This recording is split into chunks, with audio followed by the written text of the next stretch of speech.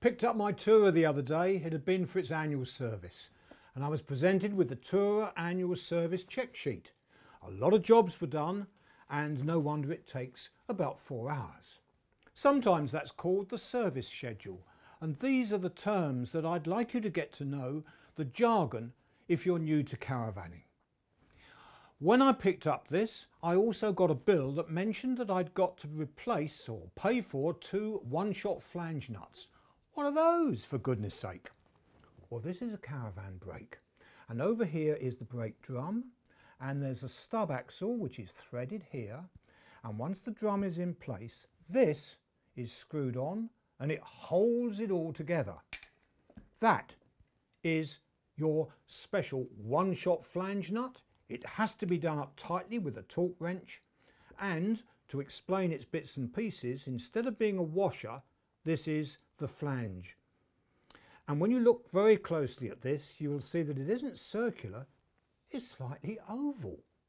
What that means is it fits very tightly on the stub axle, so it's not going to shake loose, which would be dreadfully dangerous. The only trouble is, if you fitted it 2 or 3 times and took it off and put it back on, that oval becomes a circle. So it's the procedure in the caravan industry now, whenever you have a service, to take this off, throw it away and fit for £4 or £4.50 a replacement one. And that's a safety provision. Now let's talk about blade type stabilisers, because I've got one here. That bit's the blade. It turns back and forth as the caravan goes round the corners. That's the tow bar end, that's the caravan A-frame end, and to stop it turning too easily, you just tighten it up like that. Now, I'm not saying any more about this because I rate these and I think they're very good. You can find out more by going on the Caravan Channel website, looking on the videos under Caravan Basics and finding the August 2014 videos, and there's a whole section on stabilisers being compared. Let's move on to electricity and 12S sockets, and that's a 12S socket, and these were fitted on caravans to about 2009, and that's the 12S plug. These dealt with things like the fridge, the charger, not the caravan lights. They were on a different socket. In 2009 they decided to bring it together and only have the one with 13 pins. This has rather less. And yes, it fits together quite easily. And what's wrong? Why did it get changed? Well, sometimes it waggled about a little bit, and the centre pin on the 12S socket would sometimes spark a little bit, especially if there was damp in there. And if you found that this was getting warm, you knew that there were problems and you needed to replace both of these items.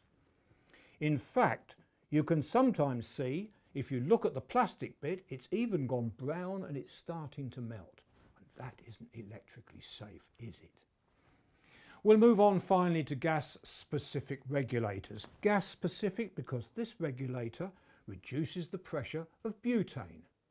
It's normally a blue regulator and it fits directly onto the cylinder and it has a coupling to suit. And this is a butane cylinder. Not everybody likes butane. Some people prefer propane, which is so much better in the winter. And that's normally, if it's one to fit directly to a propane cylinder, is orange or red. And how different the coupling is. On purpose, so that you don't accidentally fit that onto that cylinder or vice versa.